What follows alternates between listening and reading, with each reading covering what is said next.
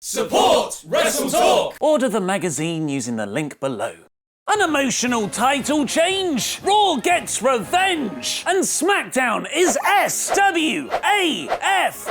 Swaft! Thank you, Swaft Nation sign holder, whoever you are. I'm Ollie Davis, and this is the 14th of November 2017 edition of SmackDown Live in about 4 minutes. The episode opened with the entire SmackDown roster backstage united under their fearless dictator, leader, Shane McMahon. Well, mostly everyone. Kevin Owens and Sami Zayn looked like they'd rather be anywhere else. Shane said that on Sunday we're going to prove SmackDown isn't a B show, it's the show. We're prepared. We're ready. Raw totally isn't getting in this building tonight. Raw Invasion later that night confirmed. Daniel Bryan was obvious by his absence in the show's cold open. The last time we saw him on SmackDown, he was upset with Shane's reckless under siege actions. So initially, Bryan making his return for the live crowd and doing his best Paul Heyman impression as AJ Styles' advocate felt like WWE had dropped the entire Daniel McMahon storyline tension. Thankfully, it was just Bryan being a professional, because later on backstage, he told McMahon that once all this Survivor Series stuff is over, they need to have a serious chat. Which in my experience with past girlfriends, that's not a good thing. In his in-ring promo though, Bryan built up Styles and Brock Lesnar terrifically,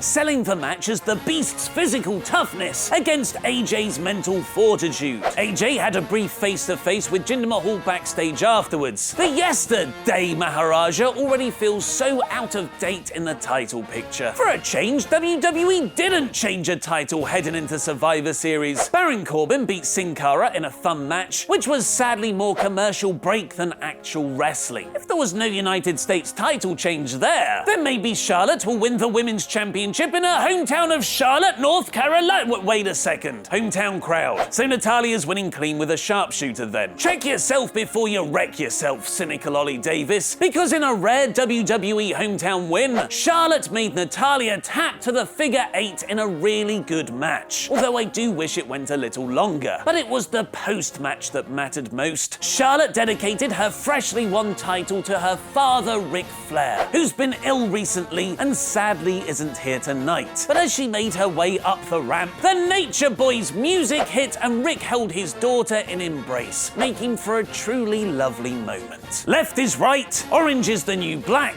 and the Bludgeon Brothers gimmick hasn't been dropped, because they're debuting next week. After Chad Gable injured Jey Uso last week, which hopefully seems to be in storyline, Jimmy beat Gable to avenge his brother. Hopefully we can get a proper feud between these two teams once Survivor Series is out of the way. Before the main event tag match got going, New Day cut a promo on their Survivor Series opponents, The Shield, explaining that the New Day will win because they've never turned on each other and never will. So heel turn confirmed then. It played directly into the main event of the New Day versus Kevin Owens and Sami Zayn, which was interrupted by The Shield's entrance music, its predictability not making it any less awesome, which was the spearhead for a full-on Raw invasion of Tuesday night. Just like the SmackDown invasion of Raw, there were so many great individual character moments. Owens and Zayn bailing on the New Day, Reigns pausing instead of fighting his real-life family, the Usos, and you might have an army SmackDown, but we have a brawn. Kurt Angle orchestrated the whole attack like a mob boss, harking back to his main event Mafia days in TNA, commanding not just 2 triple powerbombs on Shane McMahon, so 6 powerbombs, but also hitting an Olympic slam on the SmackDown commissioner. You would have thought AJ, John Cena, and Randy Orton would have come out to help, dicks. But otherwise, this was everything you could have wanted for a Survivor Series go-home angle. Bravo, WWE. It took you a whole year to get that right, but bravo. So that was this week's SmackDown Live in about 4 minutes. Here's the usual ratings recap from top to bottom. Smackdown, Smacktastic, Smackbang in the middle, Ellsworthy, and can someone get Randy Orton, please? We're under attack. I'll reveal my score very shortly, but first, vote in the poll above my head to give yours. I'll announce the results in tomorrow's WrestleTalk news. The opening rallying cry from Shane, Owens and Zayn as a rogue faction, the Raw invasion, and the heartwarming title win for Charlotte and Ric Flair. This was a fantastically executed go-home show. And I can't wait for the one night a year when Raw and SmackDown go head-to-head in direct competition, even though that catchphrase has been horribly overused. This week's SmackDown is smacktastic.